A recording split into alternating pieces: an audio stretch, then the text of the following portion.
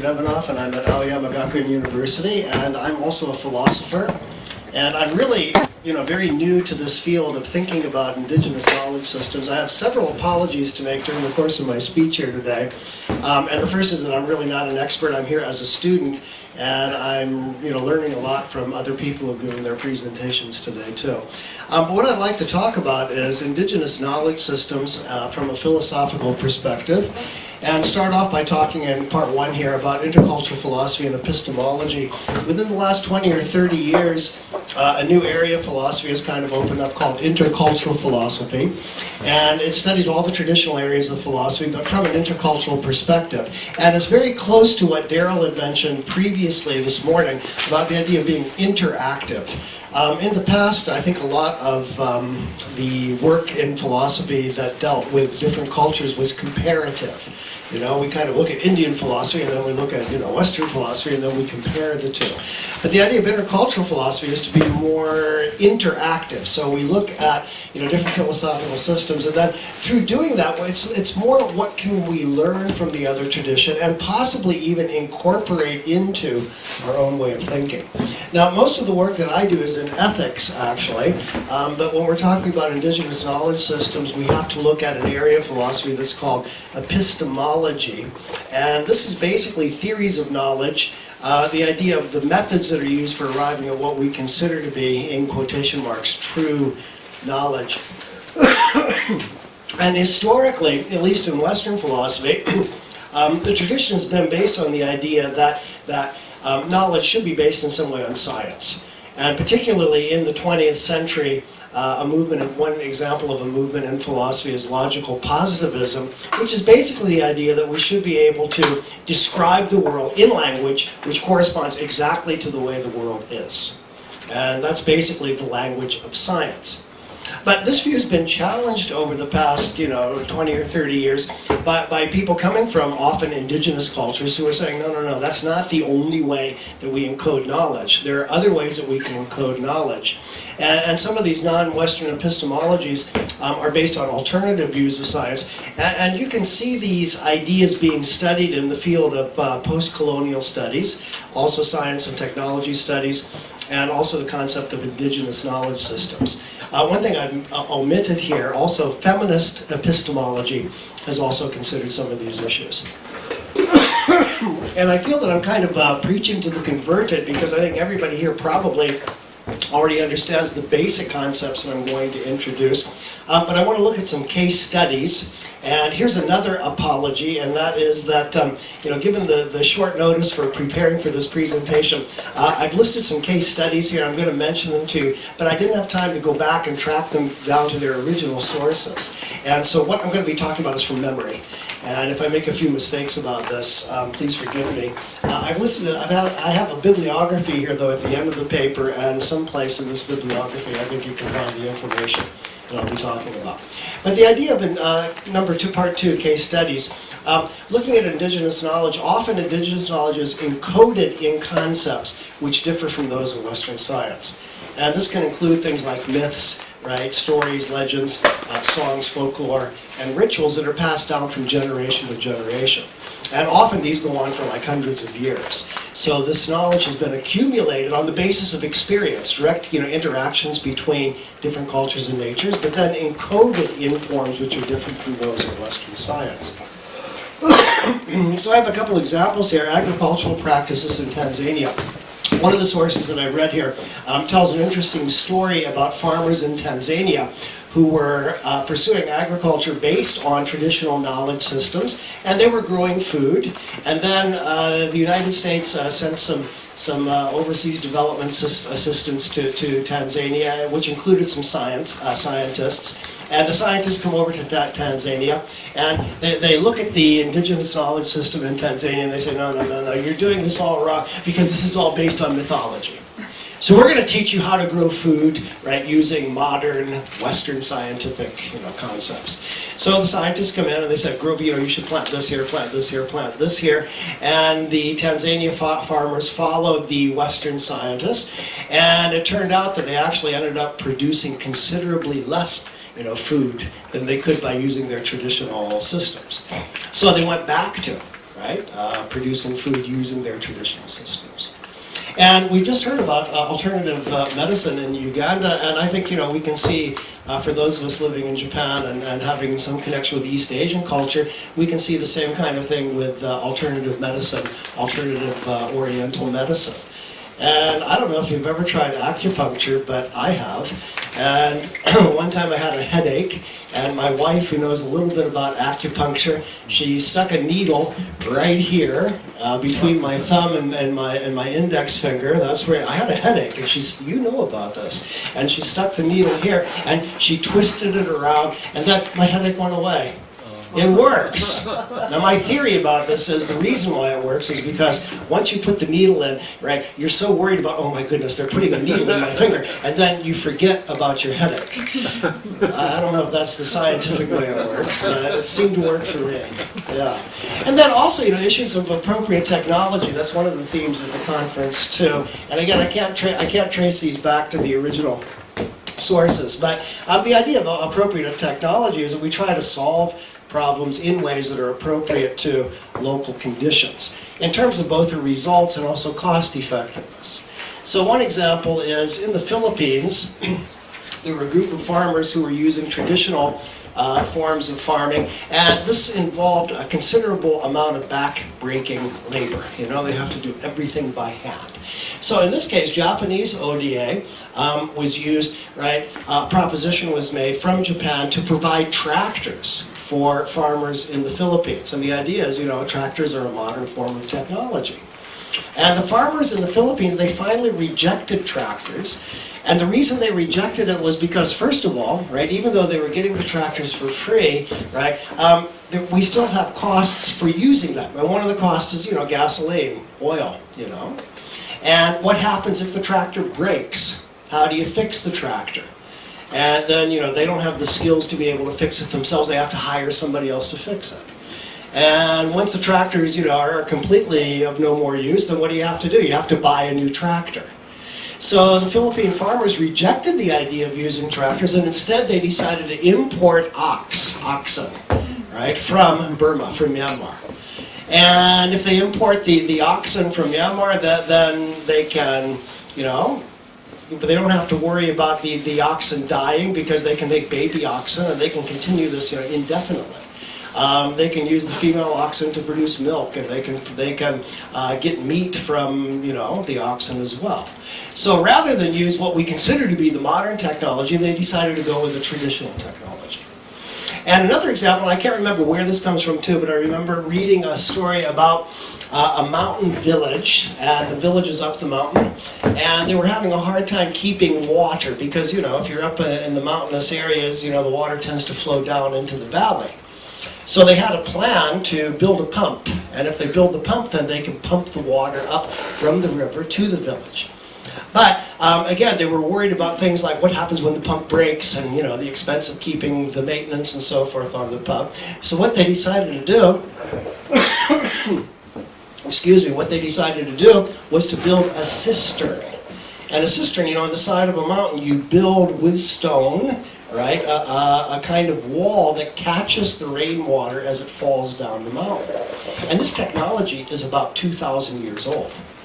But they felt that this technology that's about 2,000 years old was more appropriate than building, having a pump to pump the water from the river up the mountain. So I think that when we evaluate these different kinds of science and different kinds of technology, if we look at the next part 3, the assessment, we can see, I don't think it's necessary for us to accept knowledge or technology simply on the basis that it's modern. And I think a lot of us have this idea, if it's modern technology, it must be better than traditional technology. But that isn't always true. And we do have the problem of trying to account for why can't Western science explain some of these ideas that we find in traditional knowledge systems. Why is it impossible for Western science to understand Oriental medicine, for example? And my theory about this is I think that Western science is very meticulous. It's very methodical. It goes very, very slowly. It wants to test everything on the basis of empirical observations. This takes a long time. And so Western science, I feel, has a hard time catching up with, right, some of the ideas that we might find in indigenous knowledge systems. And then we have in part C here, right, the idea of scientific truth being based versus criteria based on knowledge that actually works. And this idea is called pragmatism. I'm from the United States, and pragmatism is maybe the main form of philosophy that we have in the United States. But I feel that it is a good idea. Rather than looking at, is this theory scientific? Can we prove it and verify it based on observations? Maybe we need to look at these systems and evaluate these systems in terms of whether they work or not. So maybe pragmatism becomes a better criteria, rather than the idea of it being absolutely true. And once we do that, then we can have a critical evaluation, look critically both at the traditional knowledge system and at the modern form of knowledge, and we do this based on their ability to provide for human well-being, and try to do this also in ways that are socially just and also environmentally sustainable. So here we have kind of a goal. What's the end product? We want a solution to the problem that works, and we want to do it in a way that contributes to human well-being, but we also want to do it in a way that contributes to social justice globally, and is also environmentally sustainable. And maybe these goals, this criteria, might be superior to the idea of just thinking that it has to be absolutely true from a scientific perspective. And once we do this, I think we can see that both Western and non-Western science, they both have advantages, they both have disadvantages. You can't just say one is better than the other. You have to look on a case-by-case basis at what the advantages and disadvantages of both of these are. And this leads to an idea called third culture building, which is something that's widely discussed in the field of intercultural communication. And the idea is you have a first culture, we have one culture who's doing something, for example, modern cultures, right? They have, certain kinds of practices for medicine or whatever. Then you have a traditional culture, that's the second culture. And they might have a different form based on an indigenous knowledge system. And then building a third culture basically means putting these two traditions into interaction with each other, the interactive approach that Daryl mentioned at the beginning of the conference. And once they interact with each other, then trying to find out what is worth keeping in both of these traditions. And we can combine the two ideas together in some way in many cases. And then we can create what is called a third culture by taking the best from the first culture, the best from the second culture, combining them together to create a third culture. And at the same time, we can kind of reject the elements of each of those cultures that we don't think are very productive. And one of the persons that does this in Japanese philosophy, I don't know if anyone is aware of him, but Yuasa Yasuo, he's written several books about trying to combine the idea of mind and body. In Western philosophy, we tend to think everything is related to the mind, how we think about things, and we tend to ignore the body. And in Asian philosophy, there is more of an emphasis on, looking at the body. How do we relate to the body? And Yuasa tries to combine both of these perspectives. So if you read his books, he talks about, the traditional Asian ways of thinking about the body. He compares this with things like psychoanalysis in the West and other Western traditions about mind, and then tries to combine the two in a way that integrates what he takes to be the best, right, from both of these cultural traditions. I think if we look at the indigenous cultures and in relation to globalization, we can see three basic approaches. And one idea we call convergence. And this is the idea that all cultures eventually should come together. That's the meaning of convergence. And the idea is that in the end, we should all have one way of thinking. And if everybody thinks exactly the same, then we have world peace. Yeah? So that's the idea. And oftentimes this is based on the idea that every culture in the world should eventually accept Western science. And science is that one method that we can have for convergence. And this is often based on what we call a unilinear model of cultural development. Unilinear means we try to develop along a single line. Every culture follows exactly the same method of development. That's unilinear. And we see this in the idea that we develop from a traditional culture to a modern culture, right? From being a developed country, the goal of developing countries is to try to become like the developed countries. And, we talk about things like primitive societies and advanced societies. And from this unilinear point of view, we always look at, right, the developed country as being privileged or as being superior in some way to, right, people in the developing country. Classically, this was based on the idea of imperialism, was based on the idea of the white man's burden, the idea that white people have a superior civilization and non-white people have inferior civilizations.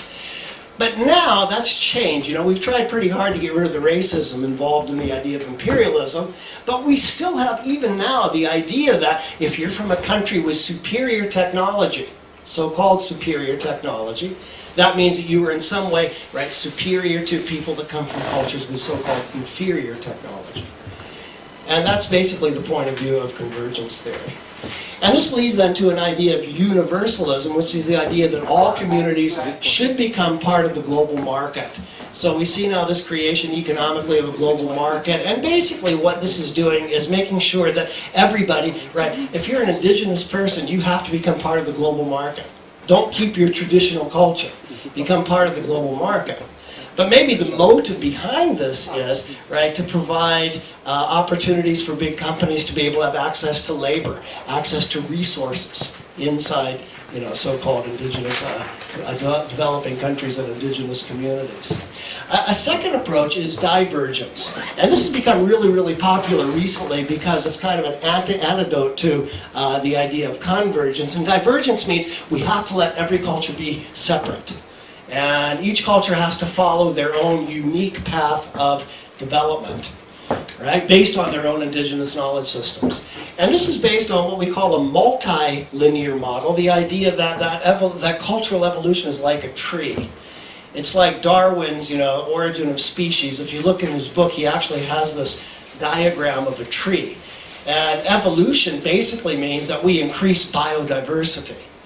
And if we apply the same idea to culture, the idea is cultures also develop in ways that increase cultural diversity.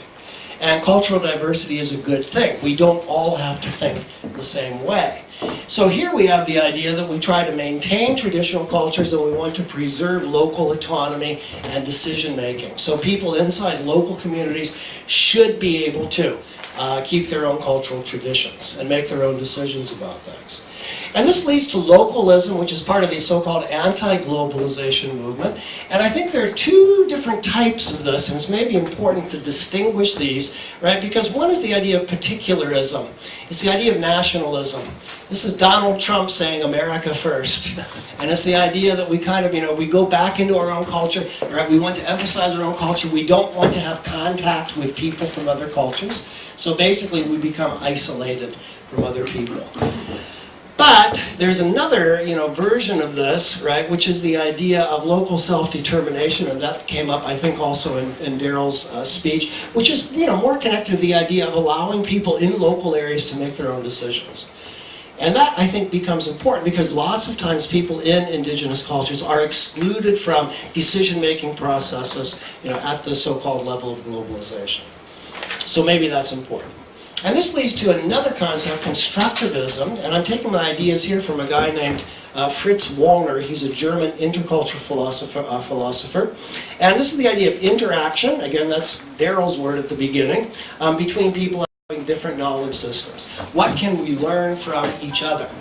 And this is based on what we might call an ecological model of cultural evolution. When Darwin had his idea of, the tree of life, and he shows all these different species, coming about as a result of evolution, what Darwin did not know that we know now is ecology. And ecology is we have a concept of co-evolution. So, if you have a flower, you don't have a flower unless you have a bee. And if you don't have if you have a bee but you don't have a flower, you don't have a bee. The bee needs the flower and the flower needs the bee. And they evolve in relationship to each other. And then we take that same idea and we apply it to cultural evolution, and we can see that cultures also develop in relation to other cultures. Now, Japanese culture is interesting because, for a long period of time we had the period of isolation during the Edo period of Japan, and people say, but Japan was isolated, so in Japan we have a pure culture. And that's not really true. Can we really understand Japanese culture without understanding historically the interactions between Japan and China, back, 1,500 years ago, between Japan and Korea? And can we understand modern Japan without understanding the interactions between Japan and Europe? Basically, the medical system of Japan, originally comes from Germany, and more recently between Japan and the United States. So we need to look at cultural evolution in terms of the interactions that we have between ourselves and people from other cultures. And that's what we mean by an ecological model. And in this case, then, we share our knowledge systems with each other, and then we can mutually learn something from each other. And the conclusion then is that, modern societies, our modern societies, we often think we have something that we can teach traditional societies. But maybe the reverse is true. Maybe they have something to teach us. And maybe we have even more to learn from them than they have to learn from us. So we need to be open to these ideas that we get from traditional cultures. And this leads to I heard the word global, raised before. I want to distinguish, too, between a bottom-up globalization and a top-down globalization. Right? Top-down globalization means, if you're a big, fast food chain, for example, and you go around the world and you try to, put your fast food chain in every country of the world, you have to, that's a global company, but you have to adapt to local conditions. And that's kind of the top-down globalization. What I'm thinking of now is like a bottom-up globalization. We start with all of these traditional cultures, we start with all of these indigenous knowledge systems, and we start to share between all of these different cultural traditions. And from that, we start to create these kind of third cultures that I mentioned previously. And on the basis of doing that, then, we begin to build a global culture from the bottom up, rather than from the top down. And by doing so, I think that, and the hope is that we can maintain local power. I think the idea of autonomy is important. Self-determination is important. But at the same time, we have something we can share with other people, and by doing that, we become more interconnected globally. And I have a final apology. I have my bibliography here, and I'll have to admit one thing. Some of the books that are on the bibliography here are books that I want to read rather than books that I have read. Yeah. But I thought they might be interesting, so you can have a look at the works in the bibliography. Okay, thank you very much. Thank you. Thank you very much, Richard. And I guess it's a bibliography, not references, so that's useful reading. What's that again? That's the bibliography as opposed to references. Yeah, so yeah, right. Legitimate to do that. That's good. Do we have any questions or comments? You touched on local and global and local. Yes, okay, go ahead. Yes, thank you very much, Professor. Actually, I did not mention how I'm tackling the issue of the Eurocentric discrimination of knowledge systems in Russia. Actually, I also have a kind of treatment protocol for it. And that treatment protocol is to, number one, try to educate traditional health practitioners within the system. So we are having given scholarships to a traditional practitioner who has an institute of traditional medicine. So we are trying to make in-situ knowledge capacity building and training so that they become understanding how the Western system works. Then also provide opportunities for propagating the plants, because when the traditional healers fail to get their own plants, then they cannot do the practice. So the base of the practice is availability of plants. So according to your lecture, I'm using the ecological model of cultural development, using my own culture of trying to organize people and try to harmonize to reduce the impact of colonization among Ugandan Indians. Because I call it coconut, outside brown, inside white. Now, I need to try to crack this coconut and bring Africans back to African values. Yes, as an ecological model, combine the two systems, the good from both sides. We have traditional cultural practice, we have good ones. But through the education system now in Uganda, people believe the white man's knowledge and techno is the best. And that's why I need to have the institute bringing people together. And one of the PhD students actually researching on African traditional health philosophy. So to document, you see, Asia has an advantage. Asia has a written knowledge about traditional medicine. We have books, Ayurvedic. Africans have books, they have documents. African and Ugandan have no documents. So when we're creating these documents, it can also be helped to make people understand and also respect this kind of knowledge systems later. Thank you very much for your presentation. Yeah, well, thank you very much for your comments also. And I think, one of the big problems is, as a white American, it's very difficult for me to try to explain these ideas to other white people in the United States. And I think that we need to kind of decolonize our minds better. And talking in this kind of audience, as I said before, I think I'm kind of preaching to the converted, because probably all of you already understand most of the ideas I've talked about. One thing I really appreciate that you're doing is how do you take some of these ideas and then practically implement them?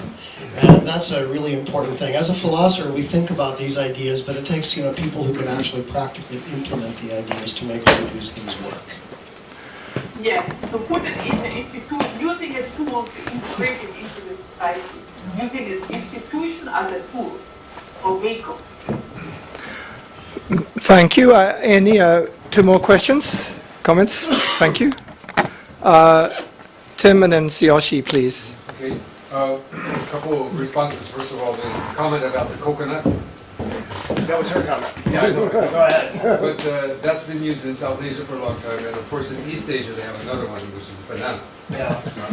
So We have the egg too. That's white on the outside and yellow on the inside. That's probably like us. I got chocolate in there too. Sorry. Okay.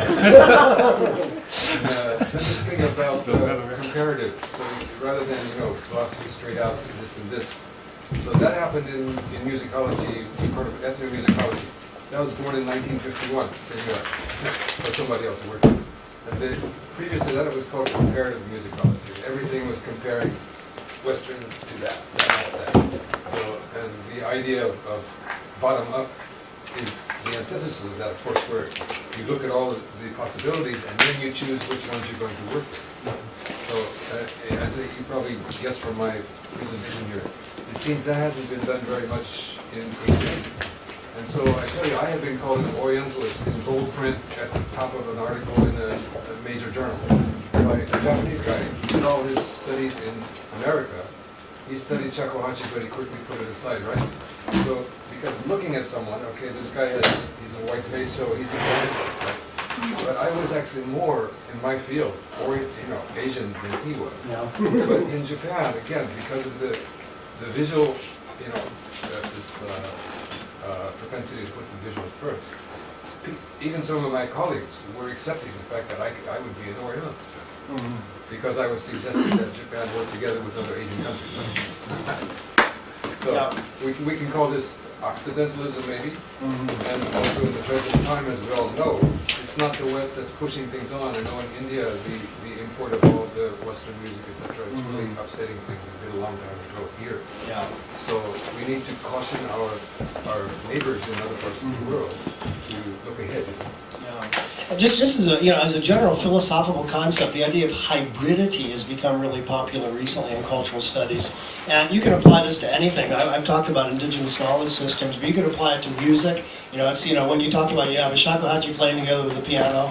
I mean, that's an example of hybridity. And one of the key issues then is, in creating these third cultures, how much do they destroy the traditional culture, which is something you mentioned too, because, some people say we need to, preserve the pure tradition of, for example, shakuhachi music, without, polluting it by becoming a hybrid with some other tradition. Tsuyoshi, a question? Hello? Thank you for your interesting talk. I'm Tsuyoshi. I'm a researcher and scholar of AUSN and UIS Ethics Institute. I have a question about the Western science or dichotomy to me, the Western Right. science has developed based upon the dichotomy of Cartesian way of thinking. Yeah, which Aristotle is, too. To the subject and object, or mind and body. But as you may know, looking at our own history of Japan, before Meiji Restoration, we didn't have such way of thinking. Mhm. So at that time, the academics or intellectual had hard time, difficulty in understanding such way of thinking. Then now Japan has developed, and now in this globalized society, the science developed and incorporated into Japanese thinking. But to me, still some people are critical about this way of, Western science. And what could be the underlying principle in this globalized society? Right, what you're talking about with the dichotomy, we also use the word binary, right? And it goes back to Aristotle too. Everything is either true or false, right or wrong, good or bad. And we divide everything into two. And it's actually very simplistic. And the traditional Japanese form of logic, and other Asian countries too, there's a book by a guy named Nisbet that's called The Geography of Thought that looks at this problem right from the perspective of Chinese culture, and you can see the same idea. Japanese traditional culture is case by case. And case-by-case thinking is actually much, much more sophisticated than Western dichotomous, binary thinking, right? In the West, it's like it's either right or it's wrong. But Japanese is, but we have to think about all these other factors. And actually, and when we think about all these other factors, it becomes very complex. Now, I'm going to criticize Japan too, because I think a lot of times it's so complex. If you ask, Japanese, why do you think so? They say nantonaku, which means, no reason. So I think, to explain all these reasons, it's complicated, but we need a more sophisticated logic. And I think that, in the Western tradition now, there are, paraconsistent logics, which means, we look at logics where you can have, a proposition the true and false at the same time. It kind of goes back to Hegel and all that. So, yeah, but I agree. We need a more sophisticated logic to keep up with this too. Okay, yes, yes, Miyaki, please. I want to ask you, the last part is the bottom-up globalization. Yeah. As you explained me that top-down, Yeah. but if you can explain some model or some concrete case, so what's the bottom-up globalization? An example of bottom-up globalization, right? Okay. Top-down would be, as I mentioned, something that's kind of imposed by a company because they try to, basically, a company like McDonald's, they want to sell, fast food around the world, and they know they can't sell hamburgers in India because beef is prohibited, so they come up with something different on the menu. The bottom-up is, through an interaction you have with another person. And let me give you just a really, really simple example. Myself and my wife. My wife is Japanese, and when we were first married, we have lots of international marriage. We have lots of problems we have to, discuss. And she had the idea that, in Japan, after you have children, you should the child should be you should sleep with the child in the same room. All right, and you do it with what is called the kawa style, which means you have the father, and then you have the baby, and then you have the mother. Right? And my idea as an American was no, we don't do that system, we have binary, right? We want this, I want the kid to sleep in their own room because that's the American culture. But then we have to negotiate this. And the idea that, she has her culture and I have my culture, when in Rome do as the Romans do, it doesn't really work. We have to negotiate. Finally, what we decided on was a modified kawa style. Father, mother, baby. Yeah. We didn't. Father, mother, baby. Right. And the reason is I'm kind of a big guy, and when I turn over like this, and I don't want to kill the kid. So, we negotiate, and then we come up with this new idea. And I think in Japan, nobody's heard of this idea before, the modified kawa style. So we generate a completely new idea based on this interaction between two different cultures. And that's what I think of as bottom up. Thank you very much, Richard. you. Okay. It's really interesting.